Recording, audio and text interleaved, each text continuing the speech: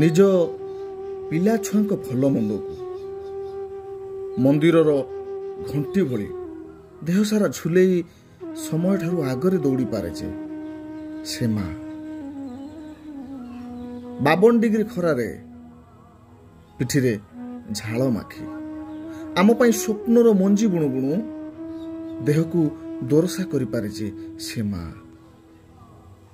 ଆଣ୍ଠୁ ଯନ୍ତ୍ରଣାକୁ ଲୁଗା କାନିସ ଅଣ୍ଟାରେ ଖୁସି ରୋଷେଇ ଘରୁ ଠାକୁର ଘର, ଠାକୁର ଘରୁ ରୋଷେଇ ଘର, ଖଣ୍ଡିଆ ଭୂତ ପରି ଅତାର୍ଛା ଘୁରୁଥାଏ ଯେ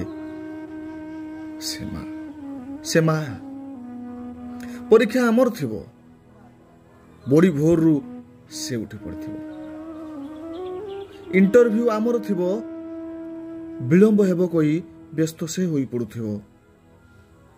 ରେଜଲ୍ଟ ଆମର ବାହାରିବ, ଯାଉଣୁ ଆସୁଣୁ ଠାକୁରାଣୀକୁ ସେ କିଛି ମାଗୁଥିବ। ହାତ ଆମର କଟିଥିବ, ସେ ଆଖିରୁ କଷ୍ଟକୁ ଲୁହ କରି ବୁହଉଥିବ। ଆଖି ଦେଖି ଚିନ୍ତା ଆଉ ମୁହଁ ଦେଖି ପେଟ ଭିତରର ଭୋକକୁ ଯାଦୁକର ଭଳି ଚୁଟକିରେ କହିଦେଇପାରେ ଯେ ସେ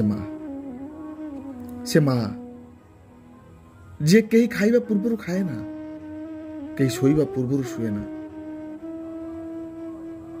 ଯାହାର ଦାନର ପ୍ରତିଦାନ ନଥାଏ, ଯାହାର ପ୍ରେମରେ ଛଳନା ନଥାଏ, ସେ ମା।